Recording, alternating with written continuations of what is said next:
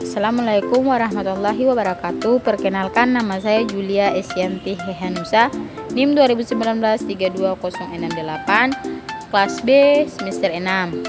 Kali ini saya akan membahas tentang mata kuliah Geografi Industri, terkhususnya tentang teori perdagangan internasional.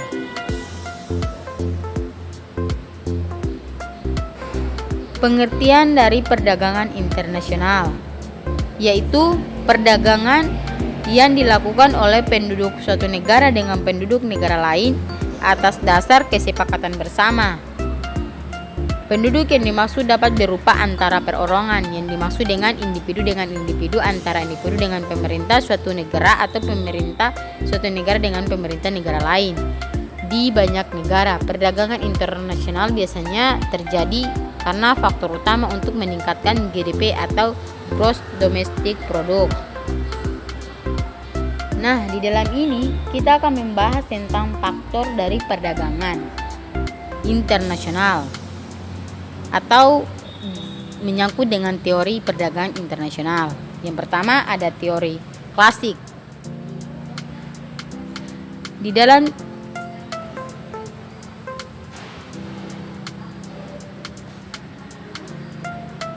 dan teori modern.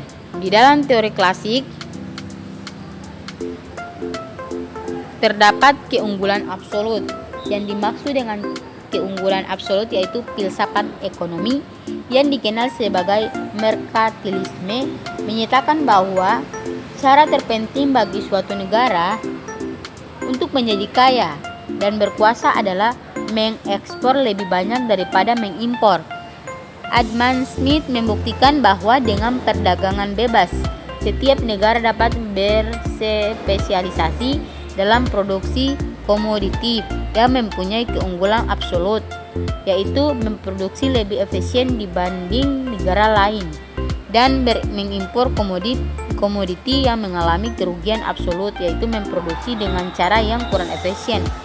Spesialisasi internasional dari faktor-faktor produk ini akan menghasilkan pertambahan penduduk atau produksi dunia yang akan dipakai bersama melalui perdagangan antar negara. Dengan demikian, kebutuhan suatu negara tidak diperoleh dari pengorbanan negara-negara lain. Semua negara dapat memperolehnya secara serentak.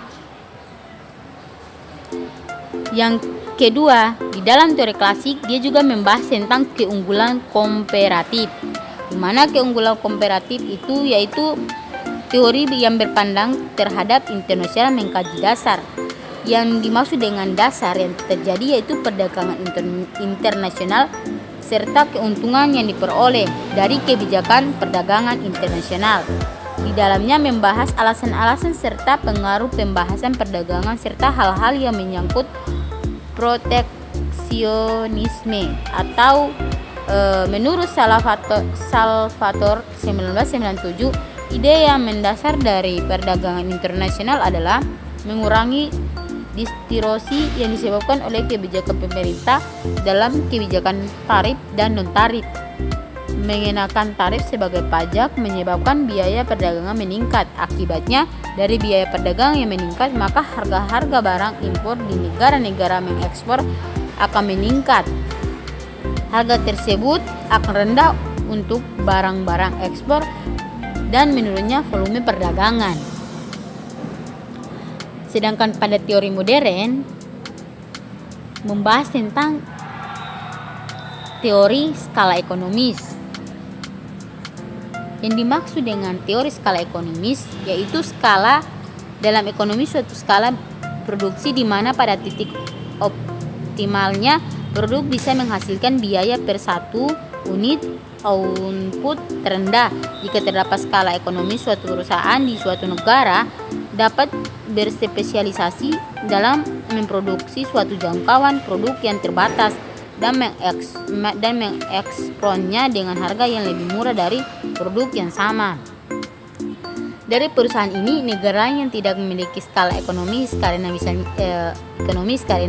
misalnya modal terbatas hingga tidak bisa membangun kapasitas produksi yang besar atau keterbatasan teknologi sehingga tidak memungkinkan proses produksinya mencapai skala ekonomis. Yang kedua yaitu teori siklus produk. Yang dimaksud dengan siklus atau teori siklus produk menurut Vernon 1966 yang dikembangkan antara lain oleh Williamson 1983 dapat juga digunakan untuk menjelaskan dinamika keunggulan komparatif dari suatu produk atau industri.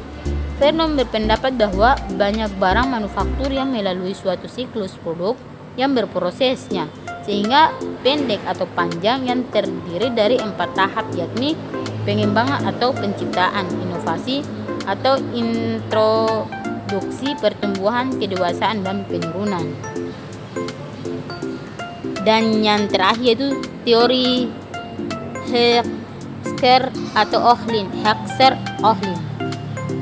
Heckscher-Ohlin. Menurut teori HO, tiap negara akan berspesialisasi pada jenis barang tertentu dan mengekspornya